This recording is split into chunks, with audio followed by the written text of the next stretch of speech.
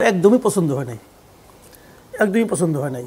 উনি যে কথাটা মন্তব্য করছেন, এই মন্তব্যের মাধ্যমে উনি সেনাবাহিনীকে প্রকারান্তরে সাধারণ মানুষের কাছে এমন একটা অবস্থানে তুলে ধরেছেন যেটা মানুষ দেখতে চায় না।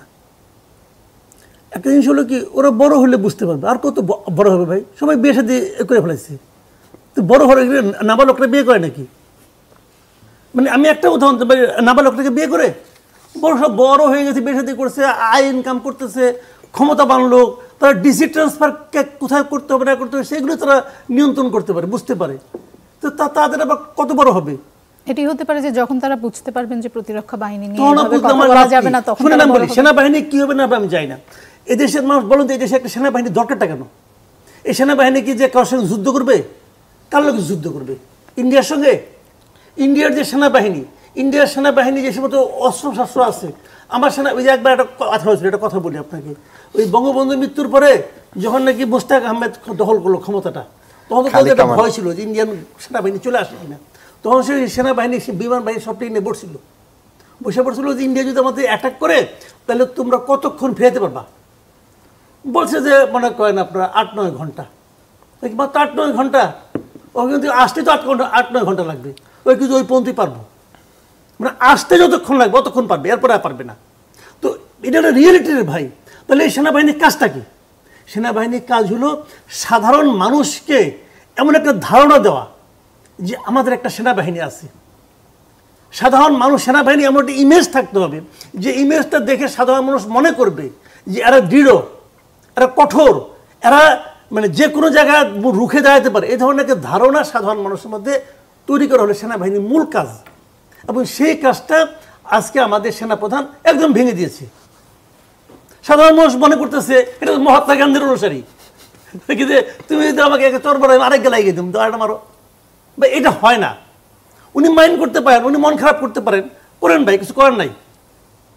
বাট আমি মনে করি ভুল শুনেন, আমার সাবালক ছেলে যদি আমার সঙ্গে এমন কোনো কাজ করে যে কাজটা আমি পছন্দ করছি না, যে কাজটা আমার ইমেজকে ক্ষুণ্ণ করছে, আমি তাকে বলবো না তুমি কাজটা ঠিক করো নাই।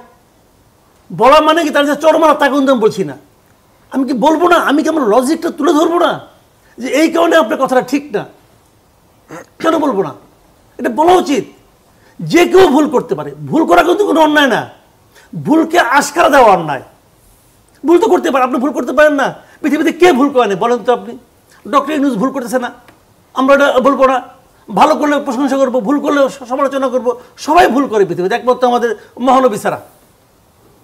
সবাই ভুল করতে পারে, ভুলের সমালোচনা করতে হবে, ভুলটা ধরাই দিতে হবে।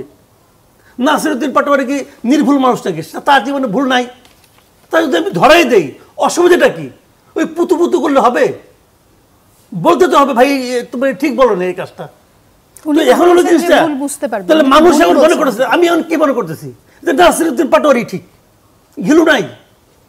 কারণ উনি যেটা বলছে এটা বলার মধ্যে কেউ তো কোনো প্রতিবাদ করে নাই, কেউ এই পর্যন্ত প্রতিবাদ করছে এবং উনিও মেনে নিচ্ছে যে না ঠিক আছে, করছে করুক, একদিন বুঝবে।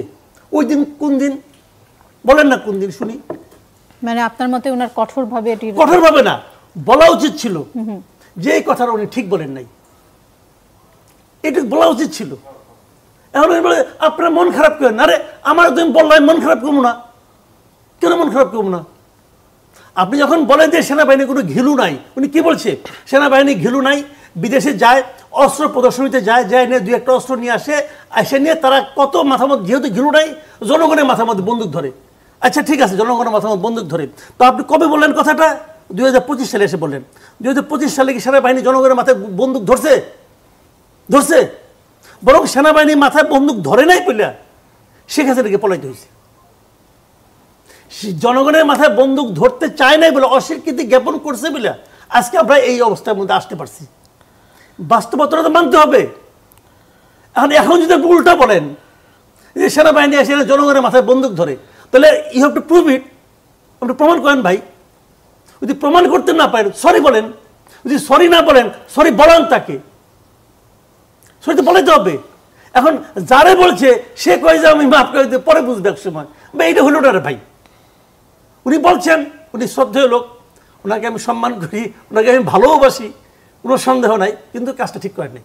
এটা বলাটা আমি ওনার কাছ থেকে আশাই করিনি একদম।